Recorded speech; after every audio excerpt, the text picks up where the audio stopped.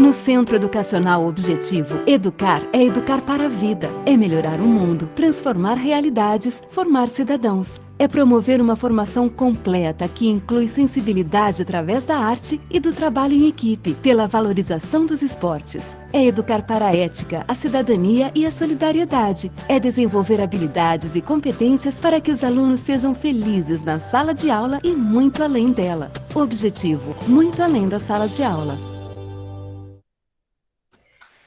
Bom, gente, boa noite. Eu sou a Fernanda, eu sou a gerente de marketing das unidades dos Objetivos Campinas e Vinhedo, e eu que vou estar mediando a palestra aí junto com a Carol, daqui a pouco vou apresentá-la a vocês. Mas antes de começarmos, eu gostaria de apresentar os nossos diretores aqui presentes. Vamos começar pela unidade de Barão Geraldo. Olá, boa noite a todos, tudo bem? Para quem não me conhece, eu sou a Gabi. Carol, muito obrigada por aceitar nosso convite, nossa super parceira, agora também nossa professora nas eletivas, né? Carol, seja bem-vinda. Pais, sejam bem-vindos e obrigada pela presença de vocês, viu? Boa noite Obrigada. A todos, espero que todos aproveitem bastante. Obrigada, Gabi. Junto da Gabi tem toda uma equipe, estou vendo o Felão, a Nádia, não vou falar os nomes, que senão eu vou pecar aí, gente, mas eu estou vendo uma galera de Barão Geraldo aí, agradeço a participação de vocês. Cambuí, estou vendo o Raul. Boa noite a todos, agradeço aí a presença, estou bastante feliz de, como diretor do Cambuí, estar vendo um número de pais bem grande, principalmente aqui da nossa unidade, então sejam todos muito bem-vindos aí à nossa conversa de hoje. Obrigada, Raul, e toda a equipe do Cambuí que eu estou vendo aí presente também, muito obrigada, viu? Vou chamar o pessoal do São Bernardo. Olê! A Ana faltou, a Ana tinha saído, mas que ela voltou. Não, então, só que eu não sei o que está acontecendo, que eu não estou conseguindo abrir minha câmera. Tranquila, depois desse começo de palestra, tá tudo bem, gente, eu tô com duas câmeras, então, mas não tá sei tudo bem. porque Olá, Ana. Eu não consigo abrir a câmera, mas vocês me ouvem, eu vou tentando aqui, tá?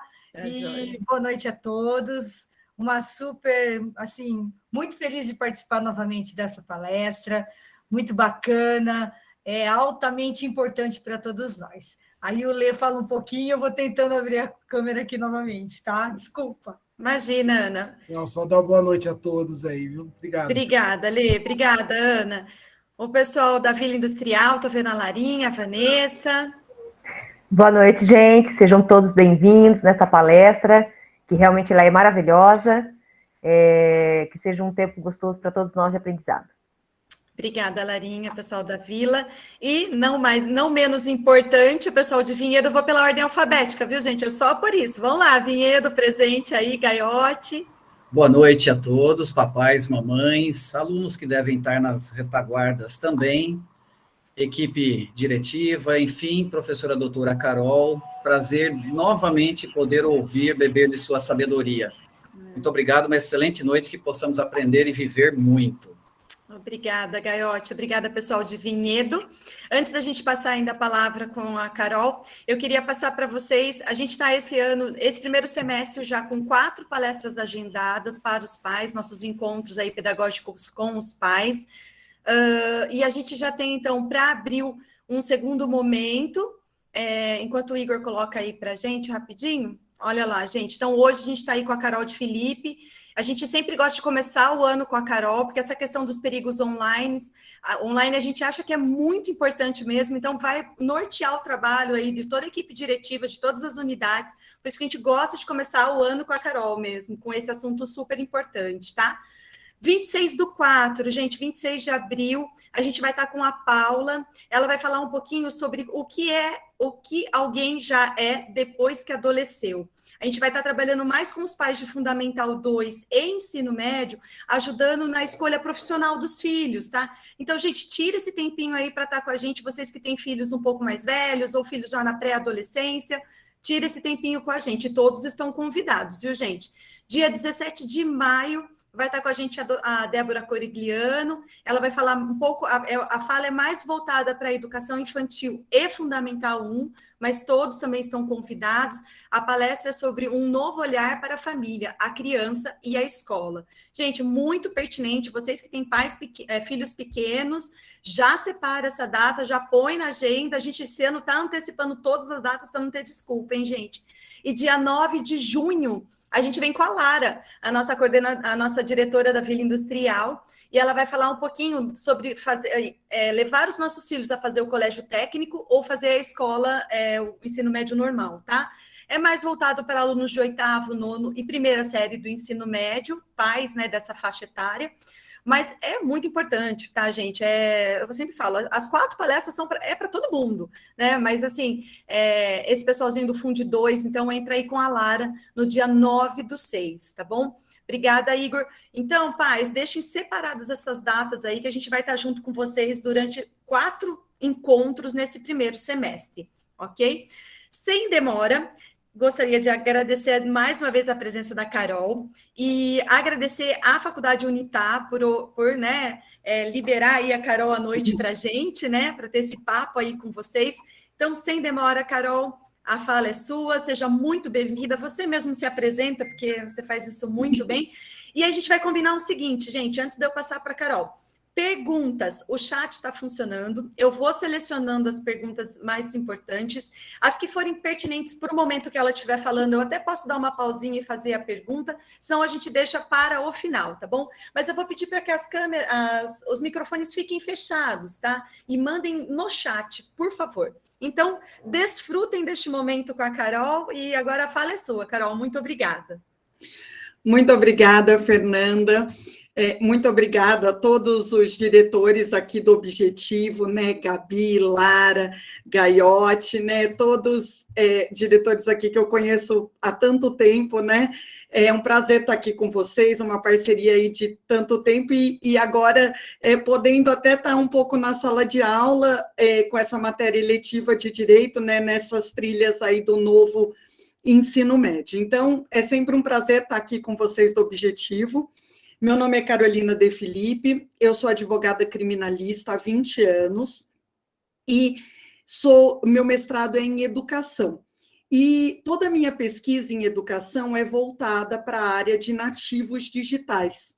Então, já há mais de uma década, eu venho juntando essas duas coisas, né? Toda a minha experiência prática na advocacia criminal e essa pesquisa em relação aos nativos digitais. E, por isso, eu trabalho muito com a questão dos crimes digitais, dos perigos online, e vejo isso acontecendo na prática.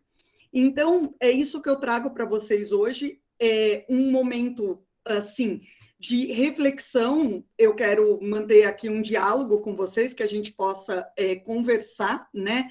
Trazer algumas situações aí bastante recentes que estão acontecendo a todo momento. Eu sou coordenadora da Faculdade de Direito Unitá, sou professora lá de Direito Penal, e também sou mãe de um adolescente de 15 anos, que vai fazer 16, e de uma menina de 8 anos, que vai fazer 9. Então, também quero que vocês saibam que eu vivo isso, né, esse desafio de educar crianças e adolescentes, né, na vida real todos os dias, né? Então, não é só na teoria. Então, vou passar a falar um pouco e que a gente possa, então, estabelecer essa conversa. Vou colocar uma apresentação aqui, tá? E daí depois a Fer, ela passa as perguntas conforme forem acontecendo, tá bom? Perfeito, Carol, deixa comigo. Ótimo. Vocês veem a apresentação, Fer? Sim. Sim, estamos vendo. Então Okay. tá bom, ótimo. Bom, eu queria começar colocando para vocês 2 contextos que eu acho bastante importante para colocar como pano de fundo da nossa conversa, tá? Esse primeiro contexto, eu coloco é a pirâmide de Maslow. Maslow foi um psicólogo de terapia comportamental, né, um psicólogo comportamental, que é muito usado em relação à questão de terapia do consumidor. Ele é bastante usado para o marketing, para a propaganda, mas que traz para nós questões bastante importantes quando nós falamos desse assunto. E eu trago ele como pano de fundo aqui para a nossa conversa, para começarmos a nossa conversa. Maslow dizia que todo ser humano tem 5 necessidades primordiais, e que essas necessidades são estabelecidas numa ordem de hierarquia. Carol, só um momentinho. Eu acho que os seus slides não estão mudando para nós. Ah, tá. Então, pera um pouquinho. Desculpa. Tá. Pera. Obrigada. Tá. Qualquer coisa eu te aviso. Não, então tá. Então, eu até vou deixar assim, porque realmente não estavam passando. Então, eu vou deixar assim que vocês conseguem vendo conforme vai passando, tá bom? Pode ser? Pode, perfeito. Agora está na pirâmide, né? Isso, na pirâmide, perfeito. Então, tá bom. Então, beleza. Obrigada. Então, né, essa é a pirâmide de Maslow, que estabelece, então, portanto, as 5 necessidades, e ele começa, né, na base da pirâmide, ele coloca as nossas necessidades fisiológicas. Então, como base, nós temos a necessidade de comer, necessidade de beber água, necessidade de sono. Essas são as necessidades de sobrevivência de qualquer ser humano. Logo em seguida, vem as necessidades de segurança. A gente busca viver de forma segura. E segura tanto do ponto de vista de segurança física, quanto do ponto de vista de segurança psicológica. A gente percebe isso nas coisas mais triviais do dia a dia, né? A gente está na rua, começa a chover, as pessoas buscam abrigo, as pessoas não ficam embaixo da chuva, né? Isso é um instinto de busca de segurança. Em seguida, vem as nossas necessidades sociais, porque nós somos seres sociais e nós buscamos necessariamente um lugar de pertencimento. A gente quer pertencer a grupos. E em algumas fases da vida, isso é a coisa talvez mais importante de alguns momentos, como na adolescência. Os adolescentes chegam a fazer loucuras para pertencer. O não pertencimento gera muita angústia, muita tristeza. Eles precisam se sentir aceitos. E nós carregamos isso o tempo todo para a vida. Essa palestra aqui, ela é online, né?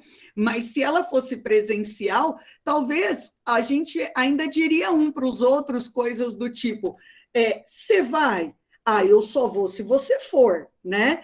Ninguém gosta de chegar numa festa sozinho, num show sozinho. A gente gosta de estar em grupo e sentir, principalmente, aceito por aquele grupo. Na sequência, vem a necessidade de estima. E aqui Maslow dizia que essa necessidade também ela se divide na questão tanto da estima externa, nós precisamos nos sentir amados, quanto a questão da autoestima. Nós precisamos, ao longo da vida, construir essa nossa autoestima. Então, é uma necessidade do ser humano construir para si, né, o que ele pensa de si mesmo, mas ele também precisa se sentir querido, se sentir amado, receber afeto dos outros. Nós precisamos sentir isso. E, por fim, no topo da pirâmide está a necessidade de autorrealização, a necessidade de realizar-se. E por que eu estou falando tudo isso?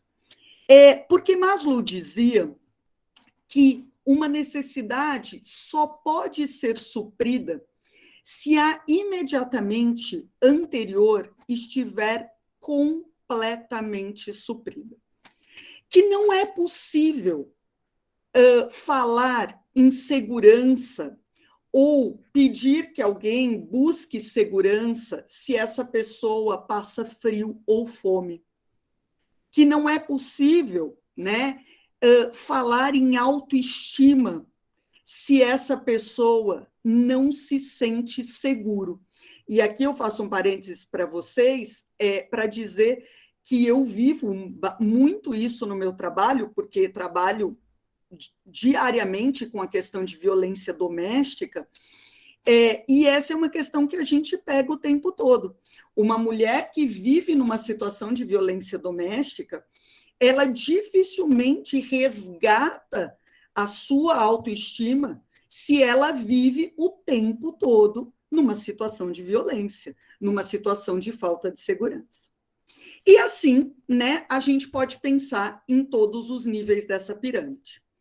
E eu estou dizendo isso para vocês pelo seguinte, porque se eu abrisse o chat agora e perguntasse para vocês o seguinte, o que vocês querem para os filhos de vocês?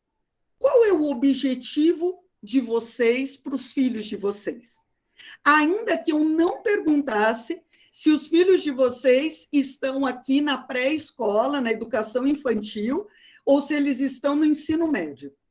Eu tenho certeza absoluta que todo mundo responderia assim, eu quero que o meu filho seja feliz. Eu quero que o meu filho seja feliz. Porque ser feliz engloba uma série de coisas, né? Ser feliz significa que vocês querem que eles se realizem. Significa que vocês querem que eles passem num bom vestibular, que eles tenham uma profissão que eles agradem, que eles tenham um bom emprego, que eles sejam bem-sucedidos financeiramente, que eles tenham um bom companheiro ou uma boa companheira, que eles formem família, que eles sejam felizes amorosamente, que eles viajem, que eles tenham grandes oportunidades na vida. E a gente engloba tudo isso nessa ideia de que eles sejam felizes. Nós, né, queremos isso, que os nossos filhos sejam felizes.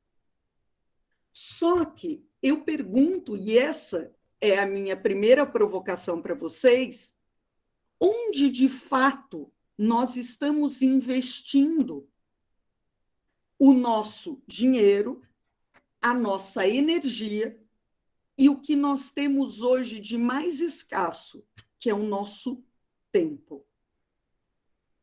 Será que nós estamos muito preocupados com o topo da pirâmide? Nós estamos muito focados na realização dos nossos filhos e estamos nos esquecendo dos outros níveis de necessidades deles? Porque eu tenho certeza que aqui nenhum dos nossos filhos passam necessidades básicas, né? Não é o caso aqui. Mas será que os nossos filhos vivem em segurança? Vivem em lares livres de violência física e psicológica? Livres de alienação parental, livres de qualquer tipo de violência? Será que os nossos filhos se sentem pertencentes à família que eles estão? Será que eles se sentem pertencentes aos grupos? Se sentem pertencentes à escola? Aos grupos da escola, do inglês, do balé? Será que eles se sentem realmente amados? Ou eles são comparados o tempo todo com o irmão, com o vizinho, com o primo? Como será que nós estamos construindo a autoestima dessas crianças e desses adolescentes? Será que nós estamos muito preocupados em dar para eles a melhor escola, o melhor curso de inglês, que eles passem numa universidade pública, que eles viajem para a Disney no final do ano, que eles façam um intercâmbio? E o que eles mais queriam, talvez, seria jantar com a gente no final do dia? Então, essa é a primeira pergunta que eu deixo para vocês. Onde nós estamos colocando os nossos esforços? Porque não adianta querer suprir uma necessidade se a outra não estiver suprida. Isso vale para nós pais e vale também para nós educadores. O outro contexto que eu coloco para vocês, que é uma história que eu gosto bastante de contar, é a história da Bela Adormecida, né? A Aurora era uma menina, né, filha dos reis, né, rei e rainha, e quando ela nasceu, ela recebeu uma maldição. A maldição dizia que ela não podia colocar o dedo na agulha desta roca de fiar, porque se ela colocasse o dedo na agulha dessa roca de fiar, ela e todo o reino, todo mundo, dormiria por 100 anos. E aí, o que os pais dela, o que o rei e a rainha fizeram diante dessa maldição? Desde que ela era pequena, eles chegaram para ela e disseram: Aurora, minha filha, você tem uma maldição. Então, presta atenção, minha filha. Isso aqui é uma roca de fiar. Isso aqui é algo muito perigoso para você. Você não pode pôr o dedo nesta agulha. Então, presta atenção, minha filha. Foto de roca de fiar, vídeo de roca de fiar. Roca de fiar pequena, média e grande. Não coloque o dedo em nenhuma roca de fiar. Você tem alguma dúvida sobre roca de fiar?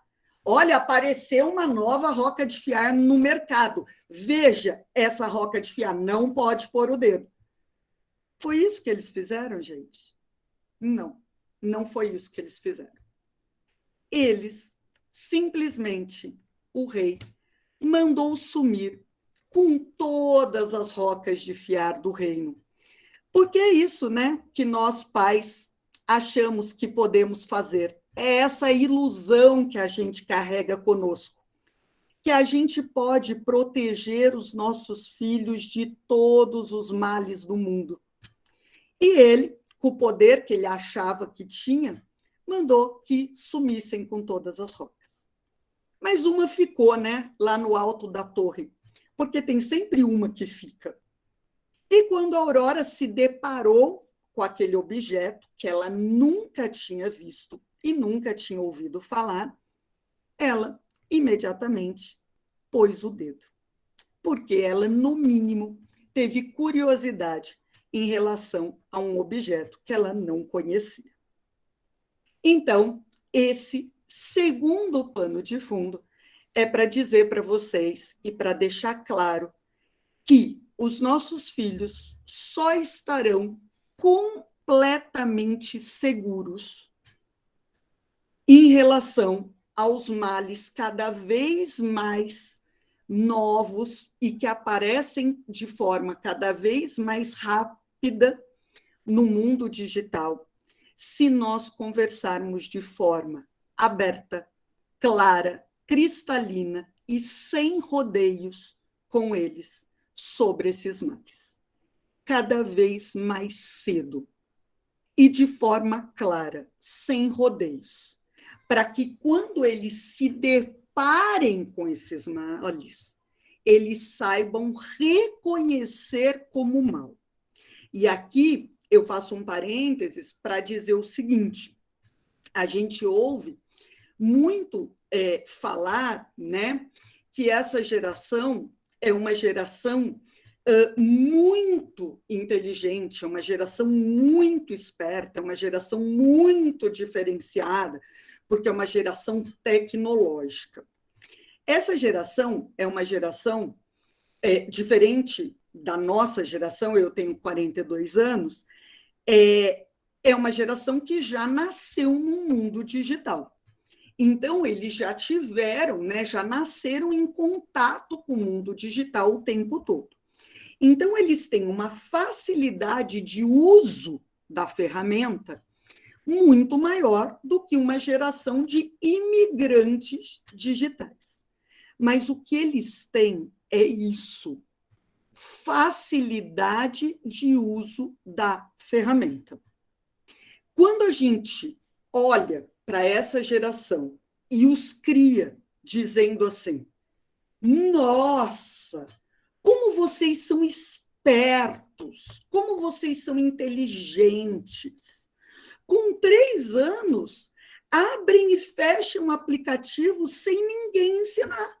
Imagina, eu nessa idade só comia areia. E vocês estão aí, fazem tudo no celular, sozinhos. Como vocês são inteligentes? Nós estamos iludindo-os. Porque eles não são mais inteligentes. Eles têm mais informação que nós. Mas eles são tão imaturos como qualquer criança de 3, de 8, de 10, qualquer adolescente de 12, de 14, de 16. Porque maturidade só a experiência de vida dá para nós. Maturidade a gente só ganha acertando e errando. Né? Se me permitam, maturidade a gente só ganha quebrando a cara. Então, eles só vão ganhar isso com experiência de vida. Não é a tela que vai dar isso para eles. Eles têm facilidade com o uso de ferramenta. Isso eles têm mesmo. Mas a maturidade, nós vamos ter que esperar que eles adquiram e precisamos alertá-los da mesma maneira. Porque qual é a situação em que a gente se enquadra? Hoje a internet é a maior porta para o mundo. Hoje, nós temos mais de 4 bilhões de pessoas conectadas no mundo. Mais de metade da população mundial está conectada. Então, quando nós nos conectamos, ou quando nossos filhos se conectam à internet, significa que eles estão andando numa rua com outras 4 bilhões de pessoas. E aí fica a minha pergunta, né? O que é razoável que a gente faça, ou que a gente deixe que nossos filhos façam, numa rua com outras 4 bilhões de pessoas? A pergunta que muitas pessoas fazem para mim, quando eu falo sobre riscos digitais, é: com quantos anos eu devo deixar meus filhos entrar nas redes sociais? Essa resposta é fácil. Essa é bem fácil. Porque as redes sociais têm contratos. E lá nos contratos tem a idade certa para cada coisa. A maioria das redes sociais, o contrato diz que no Brasil as redes sociais são para maiores de 13 anos. Facebook, Instagram, TikTok. Então, está em contrato. As redes sociais são para maiores de 13 anos. Por que 13 anos? Porque 13 anos é a idade do adolescente nos Estados Unidos. Como a maioria dessas empresas são americanas, então é a idade que se entende, né, que a pessoa é adolescente e pode frequentar essas redes sociais. Qual é a idade certa para dar um celular? Eu devolvo a pergunta. Quando você deixa o seu filho sozinho ir à padaria sozinho? Você deixa o seu filho ir e voltar da escola sozinho? Você deixa o seu filho ir para a casa de um amigo sozinho? Com qual idade você acha razoável que o seu filho vá na 25 de março, na véspera do Natal, sozinho? Porque na internet ele está exposto a muito mais gente. Então a gente sai para trabalhar e tranca as portas de casa.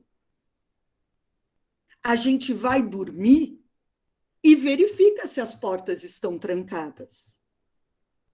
E por que a gente sai para trabalhar e deixa os filhos sozinhos nessa rua aqui?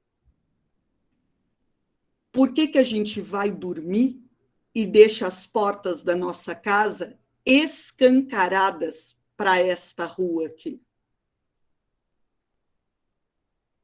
Essa é a pergunta. Com qual idade o seu filho está maduro para caminhar nessa rua? É preciso controle e vigilância nesse caso. E mais do que isso, né, gente?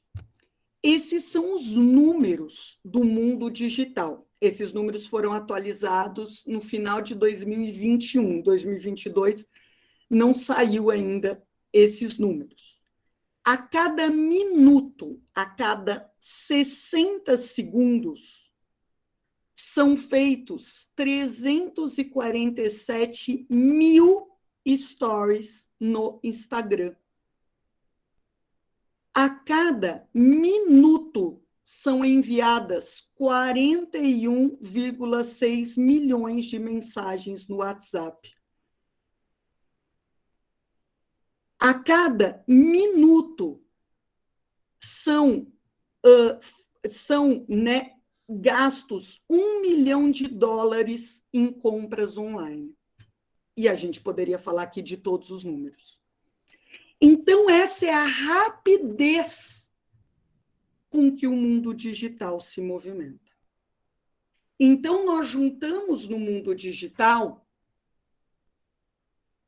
4 bilhões de pessoas, a exposição para 4 bilhões de pessoas nesta rapidez. Essa, né, é a fórmula do mundo digital. E nós com isso, né? Qual é a responsabilidade jurídica dos pais? O Código Civil, ele traz um instituto que se chama culpa in vigilando. Os pais têm o dever de cuidado, proteção e vigilância. Os pais são responsáveis por tudo que os seus filhos menores, que estão sob a sua guarda, mas que estão sob a sua autoridade, que estão sob a sua companhia, fazem. E aqui, gente, é uma via de mão dupla.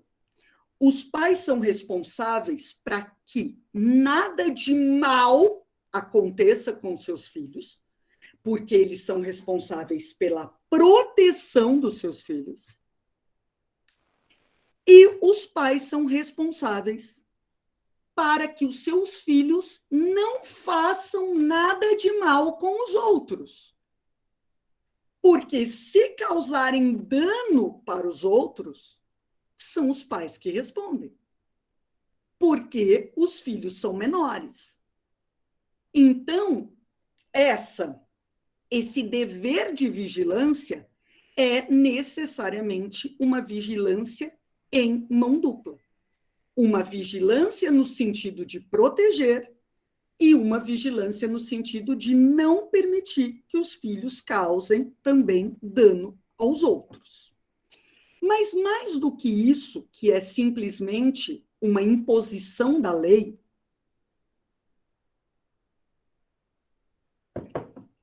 eu gosto muito dessa colocação do professor Mário Sérgio Cortella, com quem eu já tive a honra de dividir uma palestra, nós demos uma palestra juntos num congresso, quando ele diz que prioridade não tem plural. Então, no livro dele, Família, Urgências, ele diz assim: o pai ou a mãe que alega não ter 1 hora por dia para dedicar ao filho. E se o menino cair no mundo das drogas? Quanto tempo será necessário dedicar para libertá-lo dessa condição? Por isso, a grande pergunta é: qual é a sua prioridade? Aqui eu trago para a nossa conversa. Ai, não dá tempo de ficar vendo o que ele faz. Eu corro muito, é muito trabalho, não dá tempo de ficar vigiando o celular, computador, né? Ele fica lá dentro do quarto. Tá. E se ele for vítima de pedofilia? E se ele fizer um mal muito grande para outra pessoa? Quanto tempo você vai gastar para resolver isso? Eu garanto que vai ser muito mais. Então, prioridade não tem plural. A culpa, gente, não é do celular. A culpa não é do computador. Tudo isso aqui é ferramenta. E a gente aprendeu isso durante a pandemia. Porque se não fosse isso, o mundo digital, a nossa vida tinha parado de uma forma absurda. Foi o mundo digital que permitiu que a gente continuasse trabalhando, que permitiu que as crianças continuassem estudando, que permitiu que a economia malemar, né, continuasse rodando. Essa ferramenta, que é usada para inúmeras coisas boas que aproximam as pessoas, é usada também para o mal. Então, cabe a nós ver como essa ferramenta vai ser usada. Porque o mundo em si não está fácil, né? Então, vou trazer alguns dados aqui para vocês, tá? Uma pesquisa, né, feita, os dados das pesquisas estão todos aqui, depois eu disponibilizo esse material para vocês.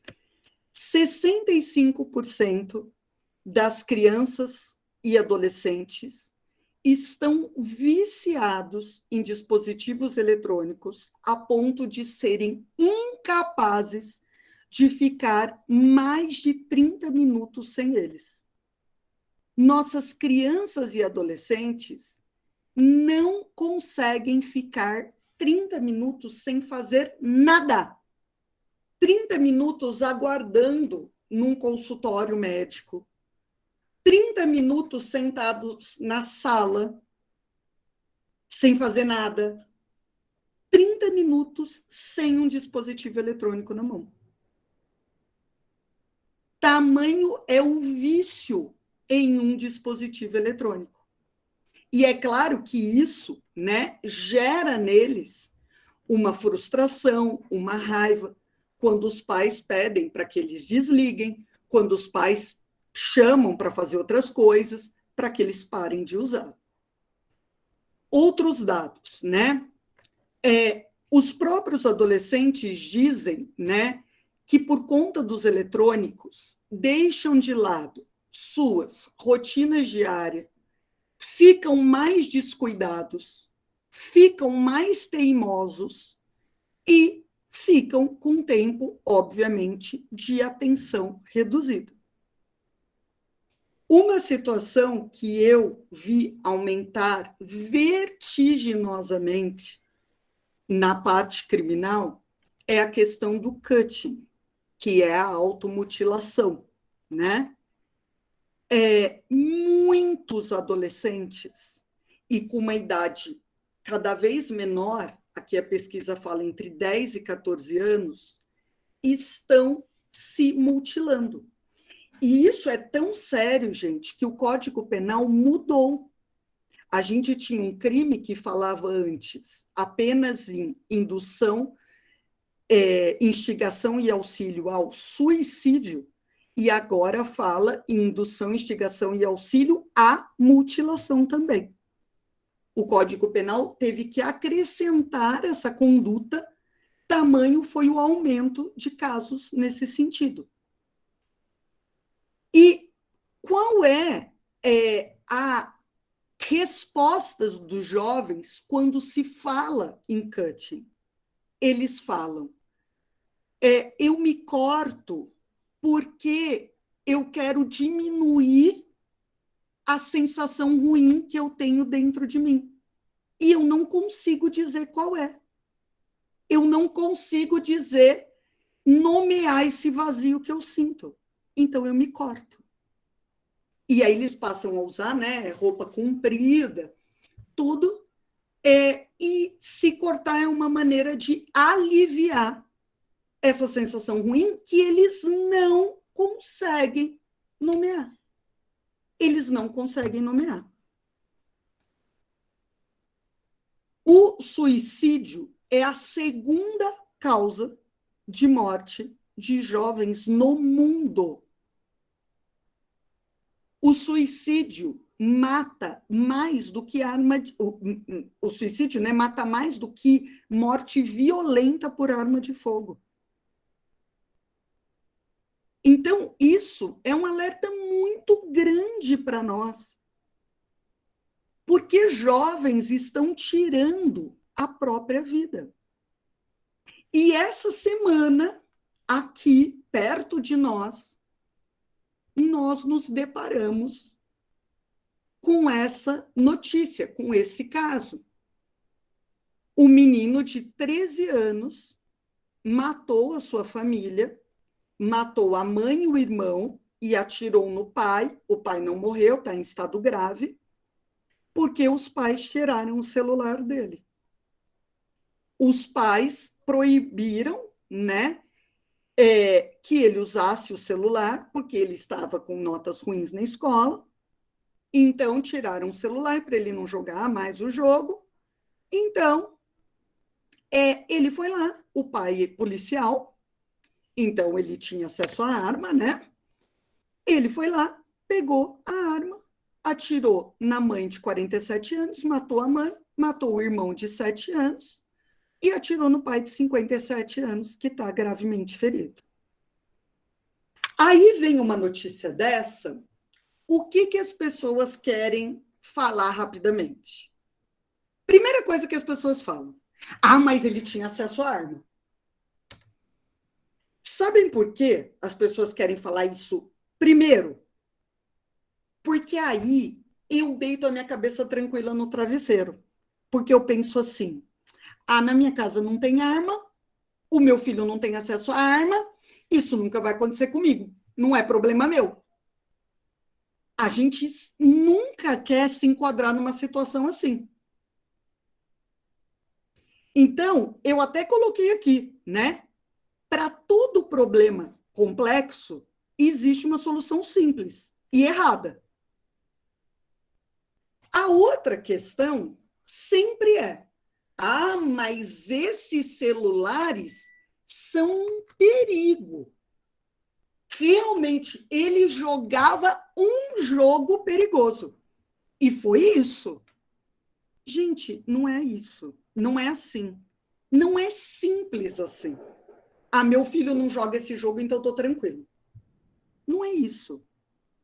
Não é a questão não é simplista deste modo. É por isso que nós estamos aqui conversando. Então, vamos refletir sobre o que os nossos filhos estão vendo e estão fazendo. Eu gosto, né, sempre aqui também de fazer uma provocação com os pais, no seguinte sentido. Muitas vezes os pais gostam de bater no peito e dizer assim, na minha casa, ninguém assiste novela da Globo. Na minha casa, ninguém assiste TV aberta, ninguém assiste a Rede Globo. Estou dando um exemplo. E não estou aqui de jeito nenhum para fazer propaganda, nem da Globo e muito menos da novela da Globo.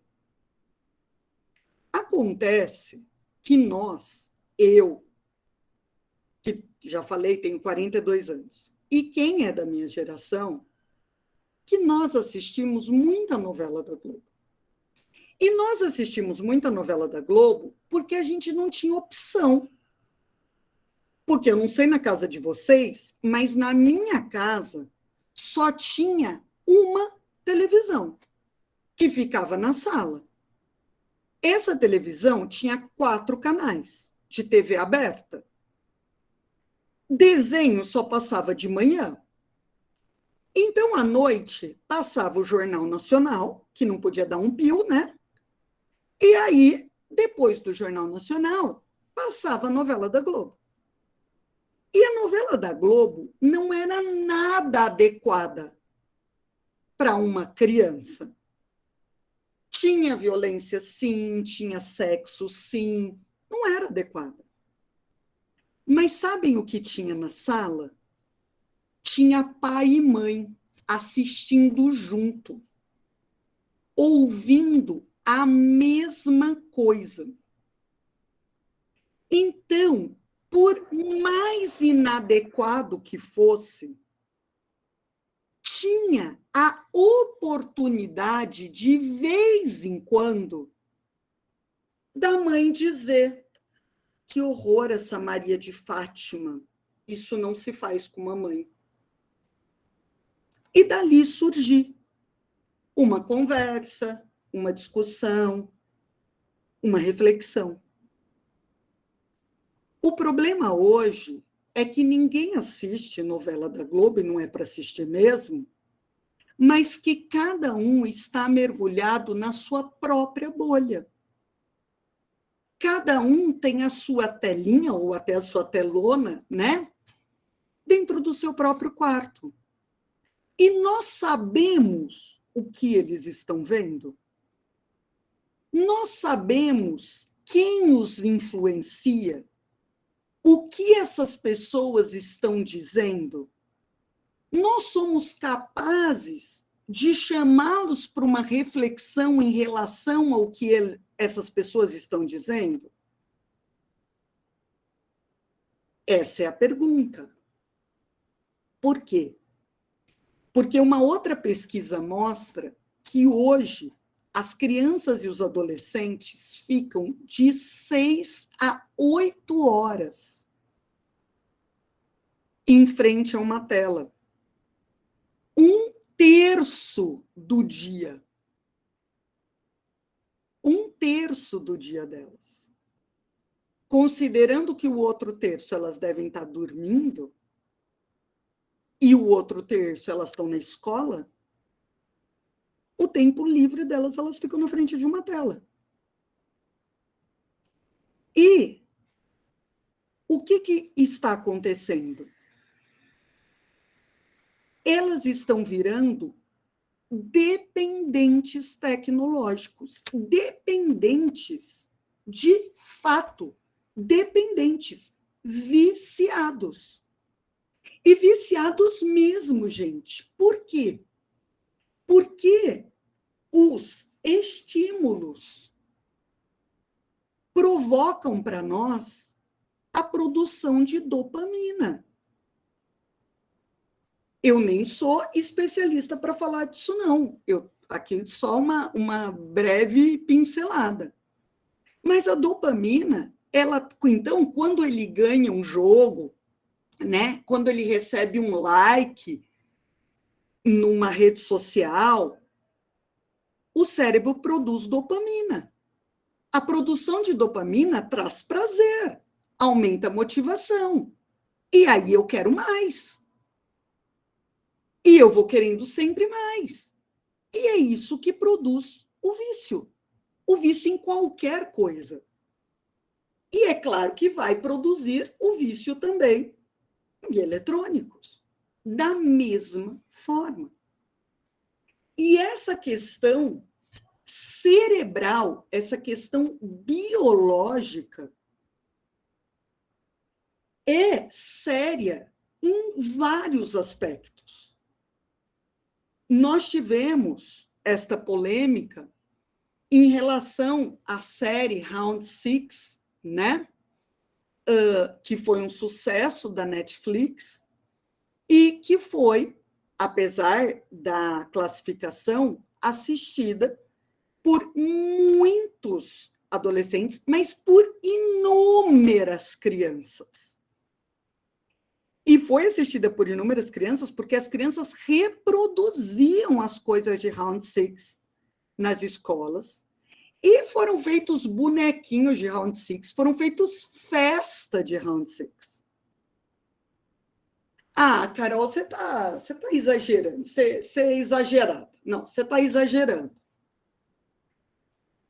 As pessoas especialistas nisso, e digo, eu não sou especialista nisso, eu não sou neurocientista, não sou psicóloga, não sou médica, mas as pessoas especialistas nisso disseram: qual é o perigo desta exposição para crianças?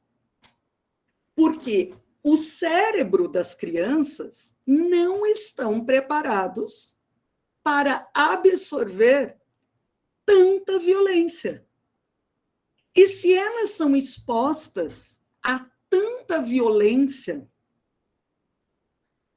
antes do tempo, elas vão normalizando isso e vão ficando anestesiadas. Porque o cérebro não está pronto para isso ainda. E elas vão ficando cada vez mais anestesiadas. E vão achando normal determinadas condutas que não deveria ser considerado normal, porque elas foram expostas a coisas que não deveriam ter sido expostas antes do tempo. E aí, o que a gente tem na prática? Porque aí eu vou pegar isso na prática, lá na frente. Então, a polícia deflagrou, né, uma organização criminosa que tinha mais de 18 mil seguidores, em que os jovens tinham grupos que combinavam situações de suicídio coletivo.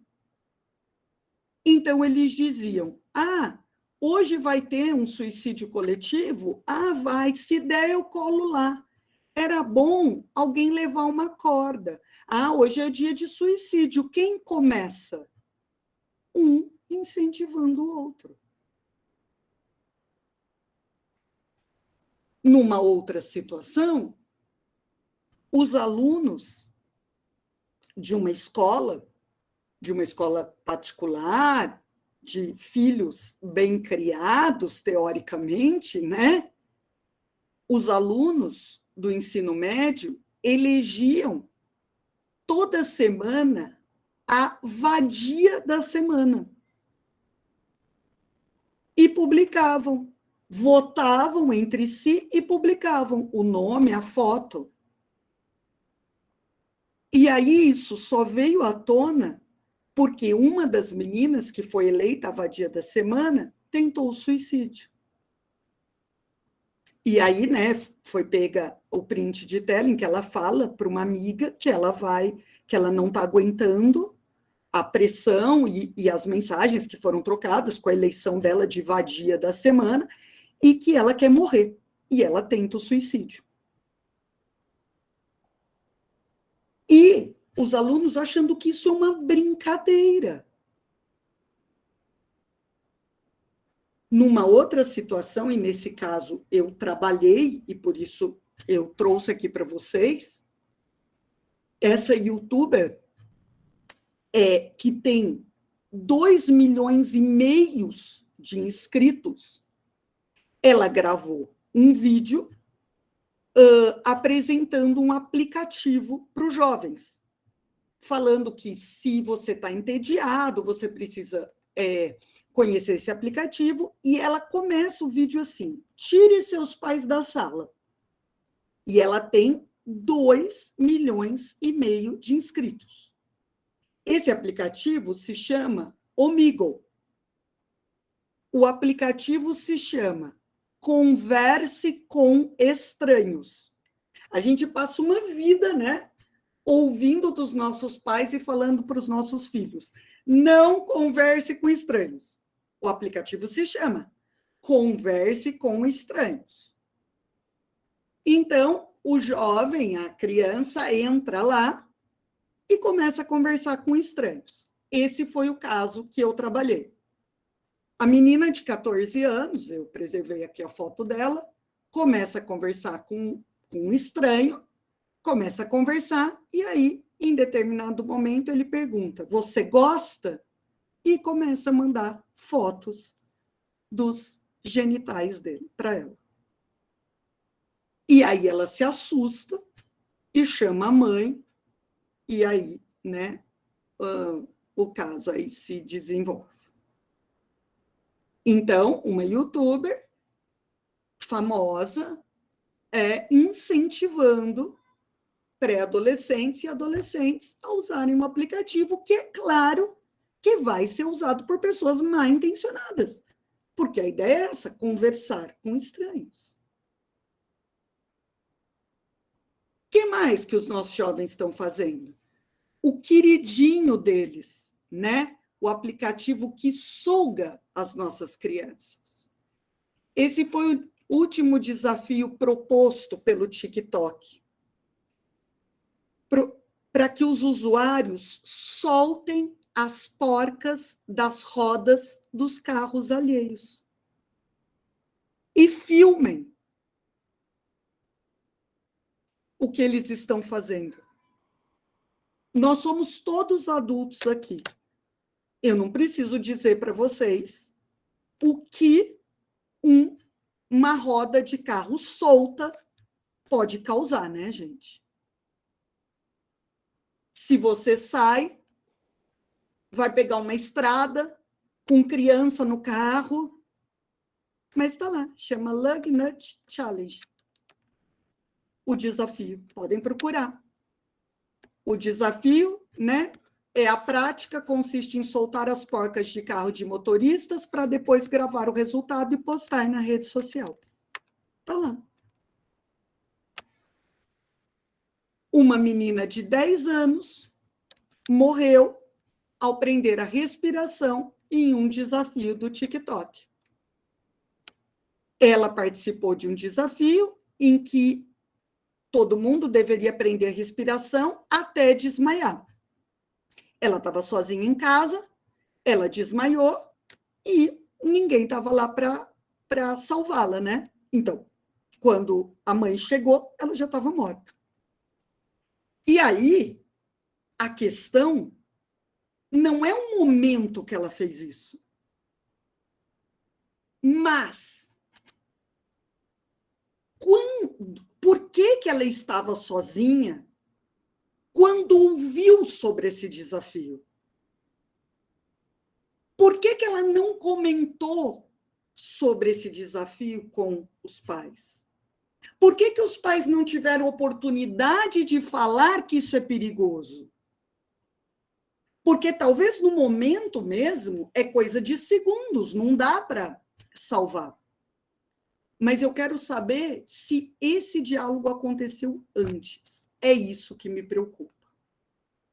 E algumas outras, uma outra situação, né, na verdade, específica para a gente caminhar para o final.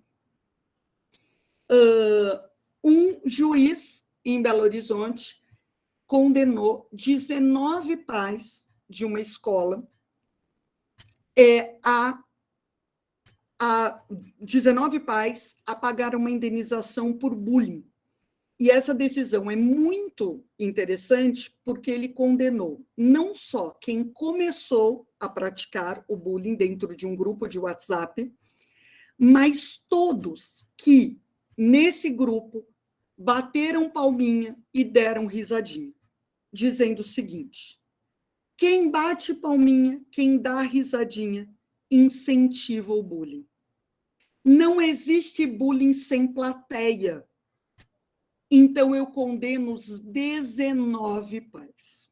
E ele termina a sentença dizendo assim: incumbe aos pais, por dever legal de vigilância, a responsabilidade pelos ilícitos cometidos por filhos incapazes sob a sua guarda.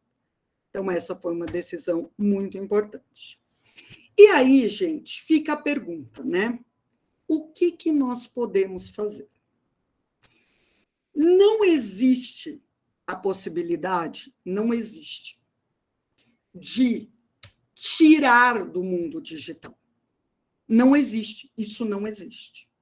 Nós estamos inseridos no mundo digital. Não dá mais. Então, hoje, a gente tem que buscar o tempo todo esse equilíbrio entre proteger, proibir e soltar. Porque é um equilíbrio o tempo todo. Não dá para pôr dentro de embrulhar no plástico bolha, né? Porque tem a idade certa para cada coisa, tem o momento certo para cada coisa, mas o mundo digital está aí, é a realidade e não dá para viver sem ele.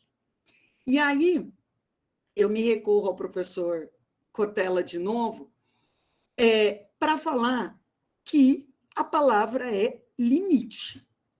Professor, ele diz assim, né? Uma família não é uma instituição democrática, é uma instituição participativa. A organização democrática tem o pressuposto da igualdade de direitos e responsabilidades. Numa família, a responsabilidade dos adultos sobre aqueles que educam não é idêntica. A família não é uma democracia. Os filhos podem participar e devem participar, mas cabe a nós, pais, colocar limites. Limite é fundamental. E eu começo aqui com a questão prática. Controle é fundamental. Eu deixo aqui, em primeiro lugar, algumas sugestões de controle parental para celulares. Gratuitos e pagos. Eles têm versões gratuitas e versões pagas. Eu uso, aqui na minha casa, minha filha de 8 anos não tem celular, mas o meu filho de 15 anos, eu uso esse Google Family Link, tá? Para mim, ele hoje é o mais completo, ele tem uma versão gratuita e tem uma versão paga. Você consegue pôr todo tipo de filtro de palavras, de sites no celular, você consegue relatórios de tudo que foi acessado, você consegue estabelecer o tempo de funcionamento e você consegue até bloquear o celular remotamente, se for preciso. Então, ele é muito completo. Mas, por exemplo, quem tem celular da Vivo, a Vivo tem controle parental. Para uma questão de localizador, de segurança, eu uso o Find My Kids, mas tem vários também de localizador de segurança.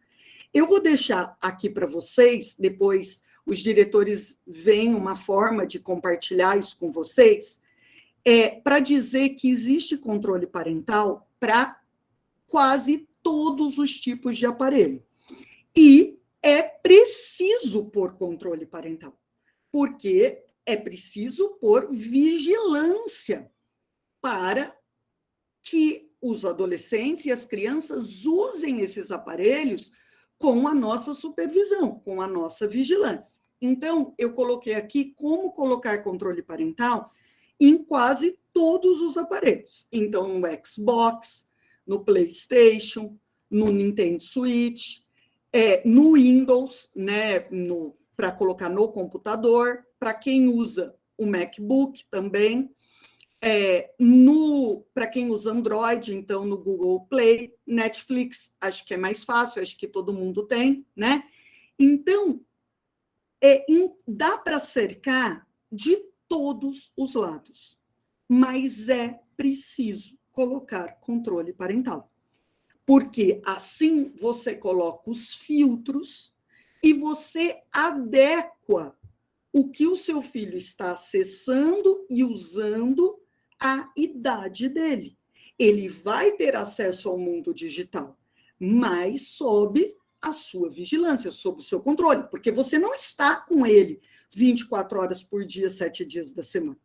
Então, é o controle parental que vai fazer isso. Isso do ponto de vista prático, né, gente? Agora, para terminar, do ponto de vista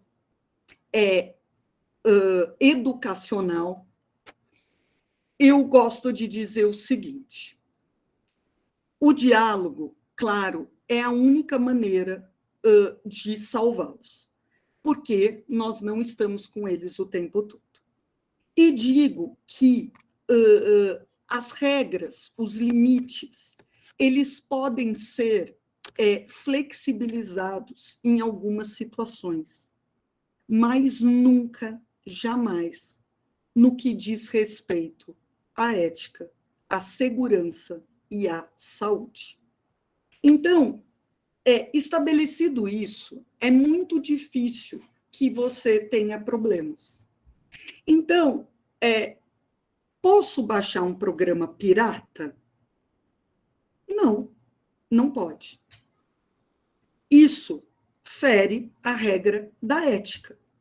Você deixaria o seu filho ficar com o estojo de um amigo que ele pegou na escola? Não, né? Você faria ele devolver. Isso diz respeito à ética.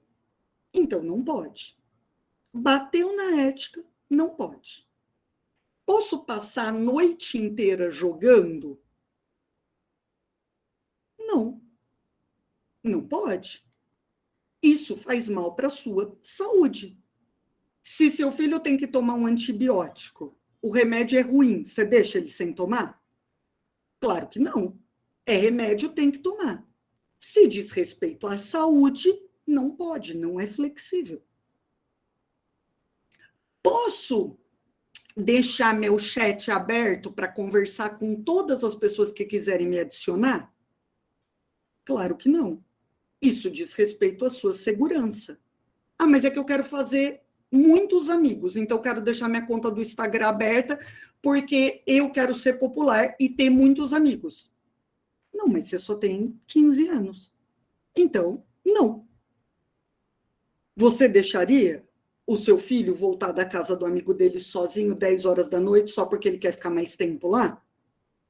Não, porque diz respeito à segurança. Então, o que diz respeito à ética, à segurança e à saúde não é flexível. Não é. É o limite e pronto. Agora, tem outras coisas, né? Hoje é sexta-feira. Será que eu não posso jogar meia hora a mais porque meu amigo da escola está online? Tá. Fere a ética, a segurança ou a saúde? Não, né? Então tá bom, vamos fazer esse acordo, tudo bem. Então, a gente não precisa comprar todas as brigas, mas existe um limite, e o limite está aqui. E nós temos uma premissa muito importante. E quanto mais cedo a gente colocar essa premissa, mais fácil ela fica de vigorar. Não existe privacidade para atos que geram consequências jurídicas. Ou seja, você pode dar privacidade para o seu filho? Claro, pode e deve. Ele deve ter privacidade para tomar banho, para dormir, para trocar de roupa. Isso não gera consequência jurídica. Mas participar de uma rede social, conversar com outras pessoas no WhatsApp, isso gera consequência jurídica. Você tem que saber o que ele está fazendo, porque o responsável é você. Quando você olha, você não está ferindo a privacidade dele, porque ele não tem privacidade para isso. Não é uma questão de ferir a privacidade, porque ele não tem privacidade para isso. Quanto mais cedo isso for conversado, mais fácil disso ser levado adiante. né? É muito importante ensinar para eles que a gente não faz para os outros o que a gente não gostaria que fizesse para a gente. Empatia é uma palavra que está desgastada no mundo. Todo mundo sabe o que é empatia e isso está desgastado. Só que o importante, gente, é que nós, como pais e como educadores, a gente precisa entender que quem não sofre não desenvolve empatia. Ah, não, Carol. Agora você está falando que é para eu fazer meu filho sofrer? Não. Eu estou falando que é para você permitir que o seu filho se frustre. Quando você coloca limites para o seu filho e diz não, ele vai se frustrar e ele vai sofrer. E só quando ele sofrer, ele vai conseguir entender o conceito de empatia. Quem não sofre não consegue se colocar no lugar do outro. Quem não sofre, quem tem todos os desejos atendidos, não sabe o que é sofrimento e não se coloca no lugar do outro. Então, permita que o seu filho experimente a frustração, para que ele saiba se colocar no lugar do outro. E entenda que é muito fácil querer viver essa realidade criada pelas redes sociais. Nós, muitas vezes, queremos isso. Quantas vezes você e eu chegamos cansados do trabalho e a gente quer se jogar na cama e ficar lá no celular vendo nada? Porque a gente também quer fugir para essa bolha. Ficar vendo, né, a rede social, ficar vendo o YouTube, ficar vendo, não pensando em nada. Porque conviver é muito difícil. Então, em vez da gente, como pais, criticar o youtuber, o influencer, aquele amigo que ele só tem na vida digital, que a gente nunca viu, a gente precisa mostrar para essas crianças e para esses jovens que essa realidade que ele fica vendo no Instagram, no TikTok, que ela é irreal. Que as pessoas não são bonitas, magras, comem comidas lindas e viajam e são felizes o tempo todo. Porque se a gente não mostrar isso para eles, o quarto, com a tela na mão, vai ser sempre legal. E a vida real vai ser sempre chata. Porque aí, toda oportunidade que ele tiver, ele vai correr para essa vida que é mais legal.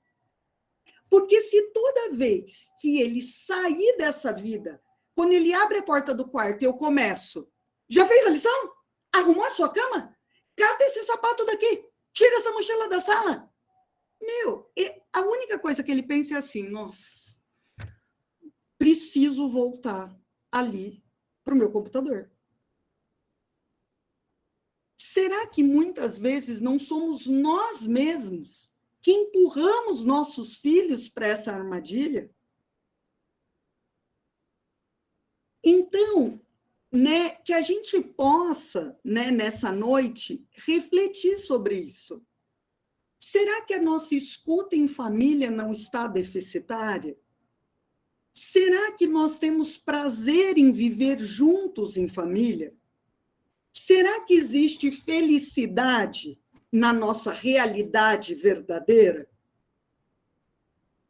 A gente precisa buscar com eles essas três coisas que a gente volta lá na pirâmide de Maslow: conexão, vínculo e pertencimento. urgentemente. É isso que o salva do mal. Então, não pensem que eles estão sozinhos. Quando eles estão no mundo digital, eles estão procurando essa conexão, esse vínculo e esse pertencimento em outros lugares. Agora, a gente sabe que lugares são esses? Com quem eles estão procurando isso? Então, eu termino, né, colocando essas 3 coisas para vocês. Invistam em conexões entre vocês e seus filhos. Essa conexão tem que ser mais forte do que algo que a gente tira da tomada. Se interesse pelas coisas dele, mesmo que às vezes seja chato. Às vezes é uma conversa que não tem fim. É uma conversa que a gente não entende uma palavra. Mas se interesse, mostre um genuíno interesse. Pergunte sobre aquele jogo, sobre aquele youtuber, escute com atenção. Mesmo que seja muito chato. Isso vai criar uma conexão. Não torne normal o distanciamento familiar. Não se acostume com isso. Quando você chega em casa, só o cachorro faz festa? Ninguém mais se cumprimenta? Só o cachorro vem correndo fazer festa e você só passa a mão no cachorro? As outras pessoas não se beijam mais entre si? Não dizem que bom que você chegou, estou feliz que você chegou, oi, que ótimo. E mostre para o seu filho o tempo todo que ele pode contar com você. Não olhe nele só para dar bronca e cobrar as coisas. Eu sei que no dia a dia é difícil, né, a gente fugir, quebrar isso. Mas vamos tentar. E eu termino com esse texto que não é meu, é da Cassiana Tardivo. Muitas dessas coisas eu me inspirei nas falas dela, tá? Ela é uma psicopedagoga. E esse texto fecha as coisas que nós falamos. Antes, perdíamos os filhos nos rios, nos matos, nos mares. Hoje os temos perdido dentro do quarto. Quando brincavam nos quintais, ouvíamos as vozes, escutávamos suas fantasias e, ao ouvi-los, mesmo à distância, sabíamos o que se passavam nas suas mentes. Quando entravam em casa, não existia uma TV em cada quarto, nem dispositivos eletrônicos em suas mãos. Hoje, não escutamos suas vozes, não ouvimos seus pensamentos e fantasias. As crianças estão ali, dentro de seus quartos, e por isso pensamos estar em segurança. Quanta imaturidade a nossa. Agora ficam com seus fones de ouvido, trancados em seus mundos, construindo seus saberes, sem que saibamos o que é. Perdem literalmente a vida, ainda vivos em corpos, mas mortos em seus relacionamentos com seus pais. Fechados num mundo global de tanta informação e estímulos, de modismos passageiros que em nada contribuem para a formação de crianças seguras e fortes, para tomarem decisões moralmente corretas e de acordo com seus valores familiares. Dentro de seus quartos, perdemos os filhos, pois não sabem nem mais quem são ou o que pensam suas famílias. Já estão mortos em sua identidade familiar. Já se tornam uma mistura de tudo aquilo pelo qual eles têm sido influenciados e pais nem sempre sabem o que seus filhos são. Você hoje pode ler esse texto e amar, mandar para os amigos, pode enxergar nele verdades e refletir. Tudo isso será excelente. Mas como psicopedagoga, tenho visto tantas famílias doentes com filhos mortos dentro do quarto. Então, faço você um convite e, por favor, aceite. Convido você a tirar o seu filho do quarto, do tablet, do celular, do computador, do fone de ouvido. Convido você a comprar jogos de mesa, de tabuleiro, e a ter filhos na sala, ao seu lado, por 2 dias estabelecidos na sua semana à noite. e jogue. Divirta-se com eles. Escute as vozes, as falas, os pensamentos e tenha a grande oportunidade de tê-los vivo, dando trabalho, e que eles aprendam a viver em família. Se sintam pertencentes no lar, para que não precisem se aventurar nessas brincadeiras malucas, para se sentirem alguém ou terem um pouco de adrenalina que antes tinham com as brincadeiras no quintal. Gente, muito obrigada aos diretores do Objetivo, especialmente a Fernanda. Muito obrigada mais uma vez pela oportunidade de falar com vocês. Muito obrigada. Carol, obrigada a você. Muitos elogios aqui no chat, muita gente agradecendo a sua palavra, a sua palestra. É sempre muito bom ouvi-la, viu? E você é sempre nossa convidada. Gostaria só de pedir para que, se pudesse, o pessoal que pudesse abrir as câmeras para a gente fazer umas fotinhos. A gente vai ficar alguns minutinhos aqui para fazer algumas fotos, porque são muitas pessoas, né? Mas, pessoal, muito obrigada, paz. Anotem, então, em suas agendas para a gente estar junto nos próximos encontros. É sempre gostoso ouvir, né? A gente sempre aprende, a gente sempre está crescendo e trazendo, cada vez que a gente aprende, a gente educa melhor nossos filhos, né? Então, acho que é essa a intenção da escola, ajudá-los na educação dos filhos. E contem sempre conosco. Obrigada, diretores, obrigada, Carol. Então, vamos para a foto, pessoal. Abre aí a câmera, faz um sorriso bonitão. O Igor está aqui com a gente, o garoto do marketing, fazendo... Vamos lá, pessoal, ainda tem gente com a câmera desligada. Olha só, o Igor está flagrando, hein, gente? Olha só. Vamos aparecer aí. Muito bem. Agora, Igor, a gente pode ir pedindo para ir saindo por unidade. O que você acha para a gente ir brindando? Calma aí. Deixa eu tirar uma foto primeiro, que tem gente abrindo ainda aqui que quer aparecer. Vamos lá, gente. Ó, vou fazer a foto agora, hein? Segura o sorrisão aí. Aí, foto feita. Boa. Vamos lá, vamos sair, então, começando por ordem alfabética. Pessoal de Barão Geraldo, obrigada pela participação de vocês. Então, vou pedir para vocês irem saindo para a gente fazer a foto de quem vai ficando, tá bom? Vamos lá. Obrigada, Carol. Um beijo grande. Obrigada, Gabi. Obrigada, pessoal. Tchau, Gabi. Tchau. Olha lá, pessoal, sorrisão. Aê, vamos sair agora, pessoal do Cambuí, por favor. Muito obrigada, Raul. Obrigado, pessoal do Cambuí presente. Obrigada, pessoal. Boa noite para vocês. Até a próxima. Continua o sorriso aí, gente. A Carol já está até cansada de tanto sorrir lá. Vamos lá, Carolzinha, você fica. Isso, pode ir.